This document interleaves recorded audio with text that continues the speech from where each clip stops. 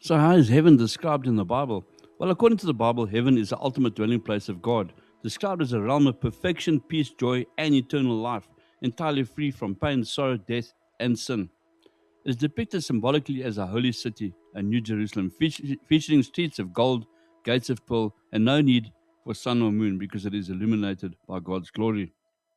Key aspects of heaven in Scripture: the presence of God. The defining characteristics is a direct, unhindered presence of God and Jesus. Physical description: Revelation 21 verses 22 describes a massive radiant city, 1,380 miles in length, width, and height, designed with precious stones like jasper, sapphire, and emerald. Inhabitants will experience no more pain, crying, or death. It is a place of eternal, unending joy. The Bible portrays heaven as a place of active worship and service where believers reign with Christ.